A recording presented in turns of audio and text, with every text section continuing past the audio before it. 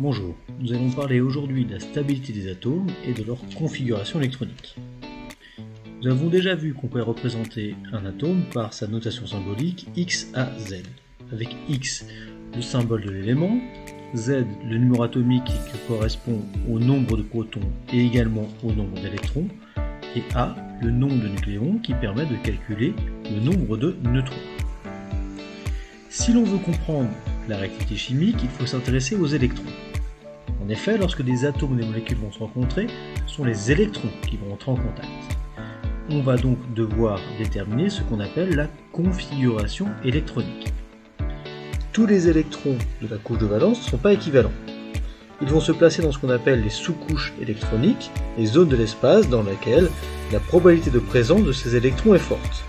Mais tous les électrons ne peuvent pas se placer dans les mêmes sous-couches électroniques, qui seront elles-mêmes réparties en différentes couches électroniques. Déterminer la configuration électronique d'un atome revient à déterminer le nombre d'électrons sur chacune de ces sous-couches électroniques. On a la couche 1 avec la sous-couche 1s qui peut contenir jusqu'à 2 électrons, la couche 2 qui contient les sous-couches 2s et 2p qui peuvent contenir 2 et 6 électrons, et enfin pour les 18 premiers éléments, la couche 3 qui peut contenir les sous-couches 3s et 3p qui peuvent contenir 2 et 6 électrons. Déterminer la structure électronique d'un atome revient à déterminer le nombre d'électrons sur chacune des sous-couches. On commencera toujours par la première, et une fois pleine, on passera aux suivantes. Pour le lithium, qui contient 3 électrons, on en mettra donc 2 sur un S et l'électron restant sur 2S. Pour l'oxygène, qui contient 8 électrons, on en mettra 2 sur un S, 2 sur 2S, et les 4 électrons restants sur 2P. Et enfin pour le chlore, qui contient 10 électrons, on en mettra 2 sur un S, 2 sur 2S, 6 sur 2P, déjà 10 électrons, il en reste 7 à mettre, donc 2 sur 3S, et enfin 5 sur 3P.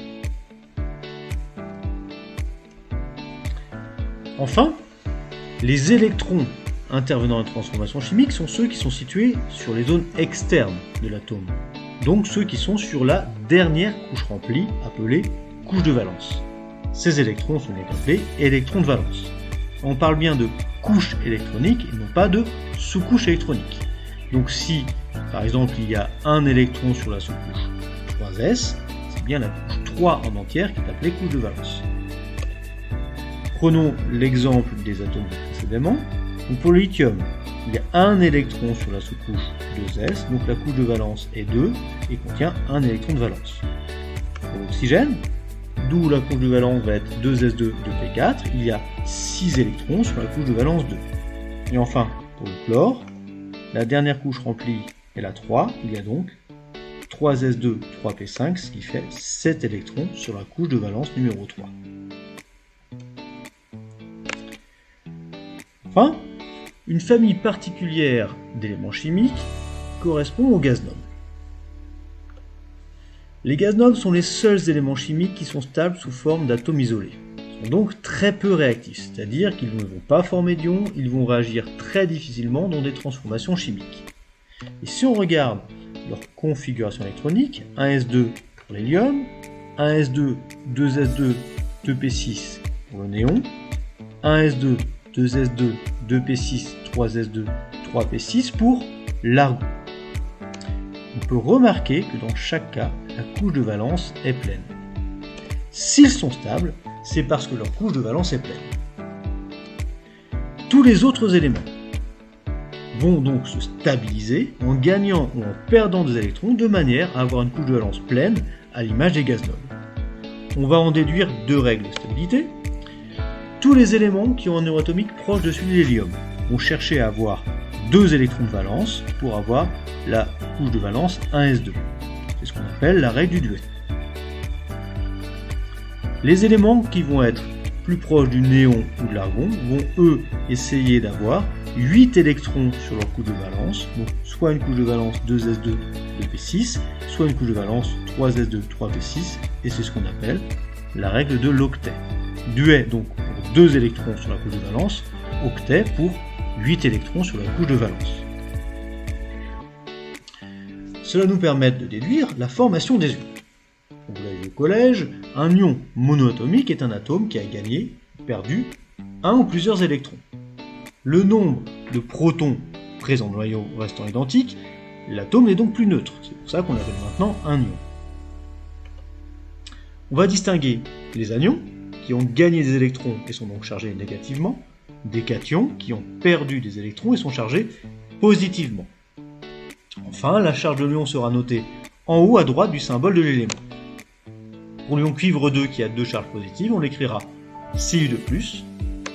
Pour l'ion fluorure qui a une charge négative, alors quand c'est une seule charge, on n'écrit pas le numéro, on l'écrira directement F-. Donc, on va utiliser les règles de stabilité pour prédire la formation des ions. Prenons le lithium, qui a pour structure électronique un S2, 2 S1.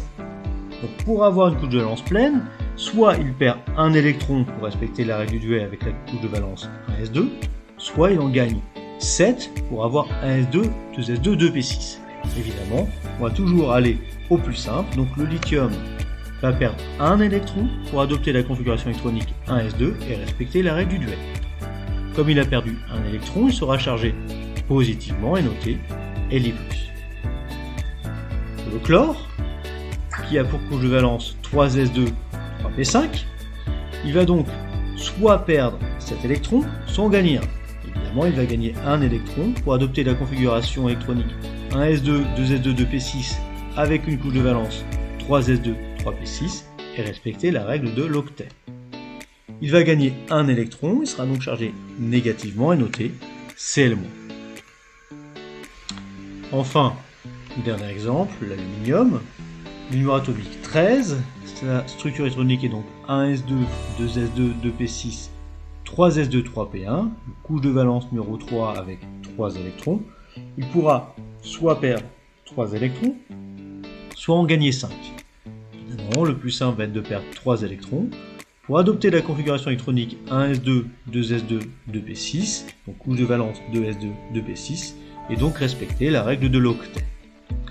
Ayant perdu 3 électrons, il portera 3 charges positives et sera noté Al3+.